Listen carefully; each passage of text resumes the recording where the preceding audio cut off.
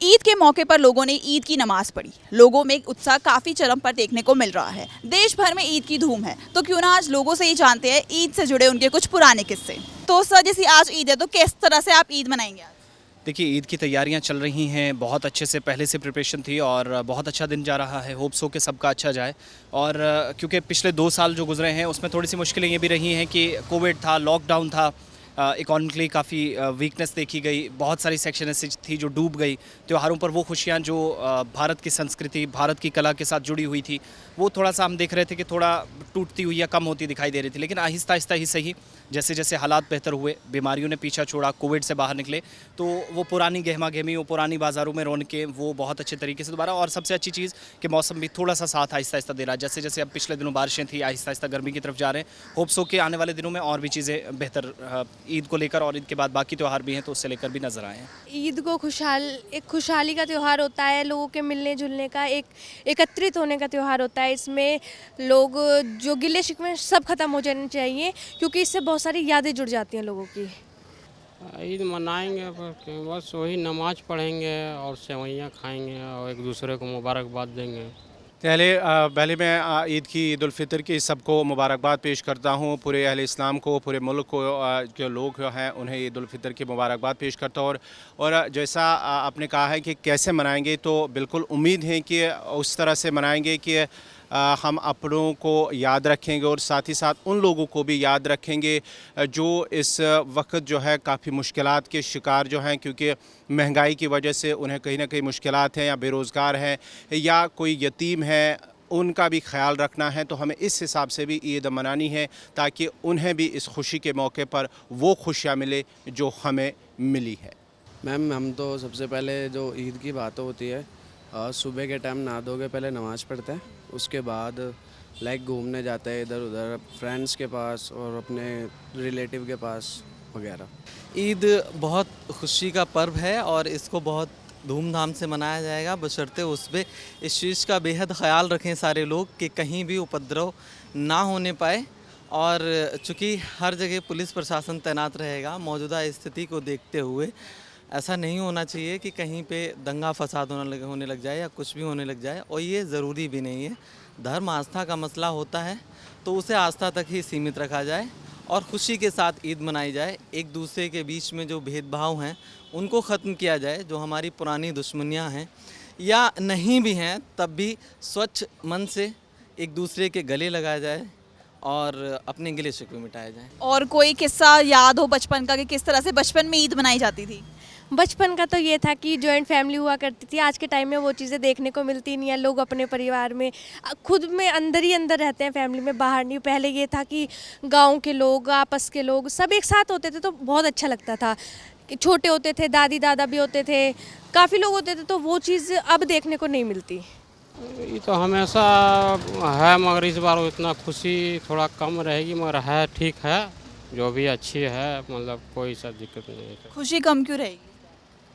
कम नहीं, मतलब फिर भी ऐसा कोई बात नहीं है, मतलब फिर भी उतना बचपन में जो खुशी रहती थी अब नहीं रहेगी। देखिए, वो दिन और आज के दिन में बहुत अंतर है। इतना है कि तब जब हम घरों में ईद मनाया करते थे, आज भी एक सिस्टम है अपने बुज़ुर्गों के साथ उंगली पकड़कर चले जाना, अपने बाप दादा के साथ नमाज का तरीका समझाना, फिर बाज़ारों में बड़े बचा बचा कर निकलना, कहीं कोई गाड़ी के नीचे ना आ जाए, वो सारी चीज़ें, फिर खिलौनों की तरफ दिल करना। तो आहिस्ता आहिस्ता जैसे जैसे बड़े होते चले गए और 15-20 साल का ये जो अलग अलग एक्सपीरियंस है, अलग अलग फेसेस का। बचपन में एक चीज़ ख़ास ये होती थी कि किसी के पास भी चले गए और शरारत से ईदी भी मांग ली, किसी ने दिया नहीं दिया तो मूड टाइम के हिसाब से चेंज होता था।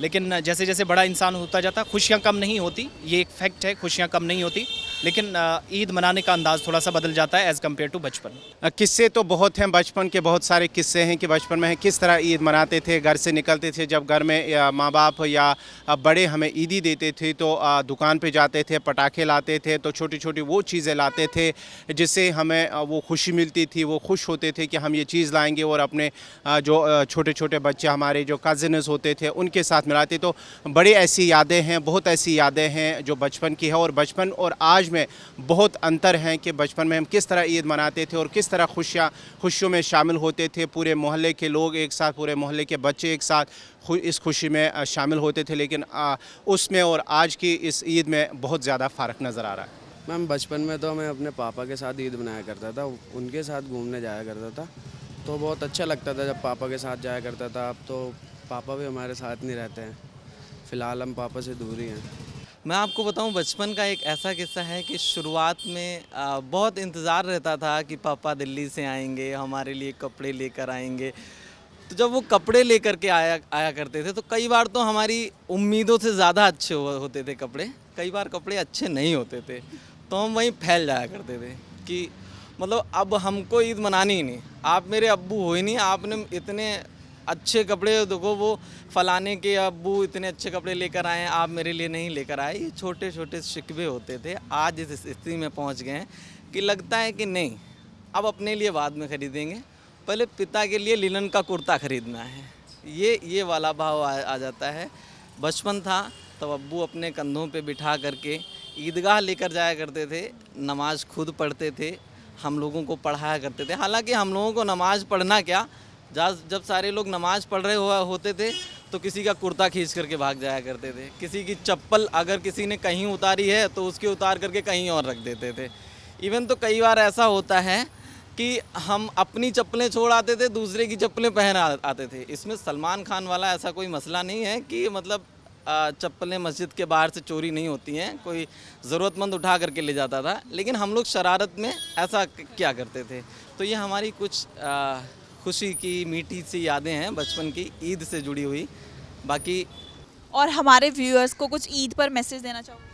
मैसेज बस ये है, खुश रहिए, अच्छे से मनाइए, अपनों के साथ रहिए, और जो वो खुशी होती है वो आपको कभी नहीं मिल सकती। जो एक त्यौहार होता है, त्यौहार में एक साथ रहें और सबको सेफ रखें, कोई गिले शिकवे कुछ नहीं होने चाहिए दिलों में, दिलों को साफ रखें।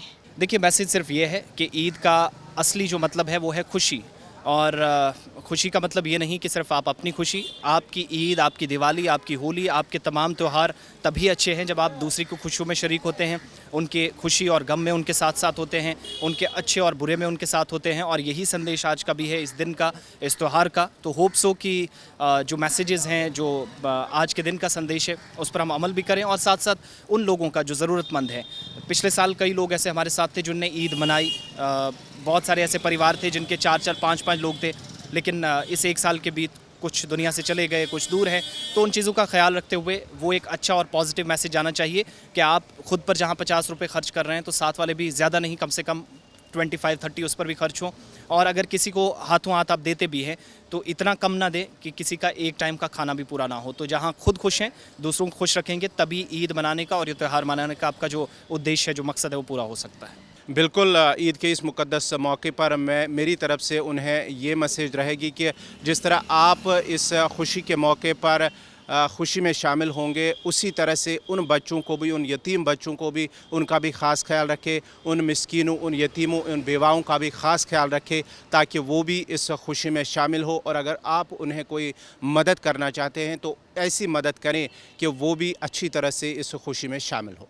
मैम ईद में तो व्यूअर्स को मैसेज ये देना है मैंने कि ईद जैसे भी बनाए अच्छी तरह बनाए, शांति से बनाए। जितने भी व्यूअर्स हैं आपके, उनसे मेरी यही अपील है कि अच्छे से ईद मनाएं। ईद सिर्फ ये सोच करके ना मनाएं कि सिर्फ मुस्लिम समुदाय ही ईद मना सकता है। जितने भी भारतवासी हैं सब मिल करके ईद मनाएं, एक दूसरे से जो भी गिले शिकवे हैं उनको मिटाने का काम करें। और इसके अलावा और क्या ही, बस यही है, खुशियों से ईद मनाई जाए। आदाब नाजरीन, मैं हूं मोहम्मद शाहिद खान और मेरी तरफ से आप सभी वासियों को बहुत बहुत ईद मुबारक। आज के लिए बस इतना ही। मेरी और फनियापा टीवी की टीम की तरफ से आप सभी को ईद मुबारक।